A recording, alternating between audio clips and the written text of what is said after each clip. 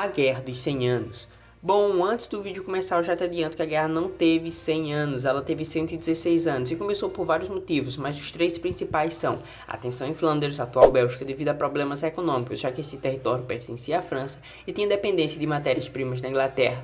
O segundo motivo era o fato dos reis ingleses terem feudos na França, na região da Aquitânia e da Normandia. E o último e principal motivo é a sucessão do trono real francês, porque em 1328 morre o rei Carlos IV, e seu parente mais próximo era seu primo Eduardo III da Inglaterra, e o outro, um pouco mais distante, era Filipe de Valois. Porém, os franceses, baseados nas pretensões dos dois, foram examinar por meio de uma Assembleia Francesa, que apoiando-se na lei sálica, que basicamente dizia que o trono não poderia ser ocupado por um sucessor vindo de linhagem materna, inclinou-se para o candidato nacional, aclamando o sobrinho Filipe de Valois com o título de Filipe VI. O rei inglês Eduardo não discutiu a decisão e reconheceu Filipe VI. Filipe VI, procurando enfraquecer o poder inglês dentro da França, invade o ducado inglês da Aquitânia e assim o rei inglês declara guerra à França. A princípio, a guerra não era para ter demorado tanto tempo, porém as batalhas eram marcadas e não lutadas todos os dias, e muitos nobres aproveitaram disso para se auto-enriquecerem, roubando e saqueando após essas batalhas. Outro fato da guerra ter demorado bastante tempo foi o fato dela ter sido lutada em uma época onde não existiam armas de fogo e o principal meio de locomoção eram cavalos. No início da guerra, o rei francês exerceu um intenso assédio ao litoral britânico, até ser derrotado no ano de 1340. As derrotas começaram na Batalha da Val de Sluis, em 1340, onde a frota inglesa saiu vitoriosa, e aproveitando o embalo, a Inglaterra tentou conquistar parte da França, vencendo grandes partes do combate. As vitórias inglesas garantiram ao rei Eduardo III importantes posições no norte da França, mantendo o Canal da Mancha sob seu comando.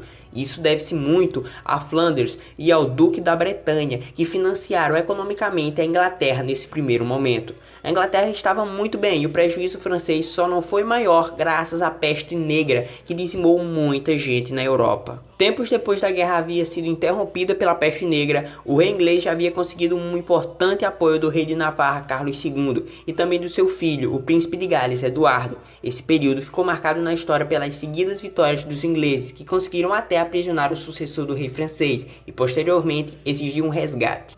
As coisas a partir desse momento começaram a se complicar para a França devido a uma revolta geral de nobres, burgueses e camponeses, indignados com as calamidades da guerra.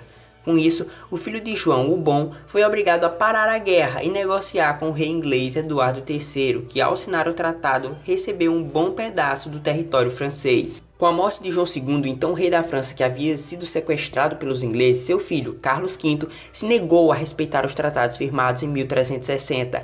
Dessa vez, a França desfrutava de uma melhor posição. Com Carlos V, a França reunificou seu exército e retomou importantes territórios que havia perdido. Isso possibilitou o Estado aumentar sua arrecadação. Em 1377, o rei da Inglaterra acabou falecendo e seu sucessor era Ricardo II, uma criança de apenas 10 anos.